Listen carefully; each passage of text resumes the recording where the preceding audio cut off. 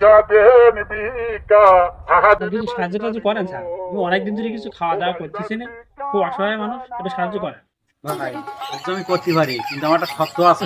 Sir আপনি যত সত্য দেবেন আমি মানতে রাজি আছি। বলেন বলেন আপনার কি সত্য বলেন দিন স্যার।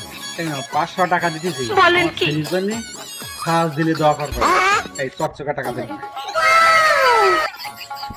খুব ভালো স্যার, কোনো সমস্যা নেই, আপনার ছেলের জন্য আমি একবার খাস দিলে দোয়া করে দেবানি, কোনো টেনশন করেন না। এই যে ভাই কি দোয়া করবেন তা তো শুনি গেলেন না। স্যার কি দোয়া করা লাগবে আপনার ছেলের জন্য বলেন, আমি সেই দোয়াই করবো আল্লাহর কাছে, আপনি বলেন দিন একটু। ভাই সাহায্য দিলে দোয়া করবেন, ছেলের জন্য একটা সরকারি চাকরি। স্যার কোনো সমস্যা নেই, আমি আপনার ছেলের জন্য সরকারি চাকরির জন্য একটা দোয়া করে দেবো, আল্লাহ অবশ্যই আপনার ছেলেটা সরকারি চাকরি দেবে। স্যার ওই আপনার ছেলে যেন কি পাস একটু বলেন। ও আমার ছেলে মেট্রিক পাস। চিন্তা করো মেজাজটা কেরাম গরম হয় তাহলে।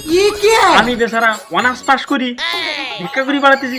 ভাই আপনার ভিক্ষা আমার লাগবে না, আপনি নেন নেন নেন নেন, আপনি ভিক্ষা নেন, আমার প্রয়োজন নেই। আমি অনার্স পাস করি, ভিক্ষা করি বেড়াচ্ছি, অনার্স পাস। हे प्रभु হে প্রভু, সরকারি हे চাকরি। हरि राम कृष्ण जगन्नाथ प्रेमानंद শালা ফকিরটাই কি পাঠ নিল আমার।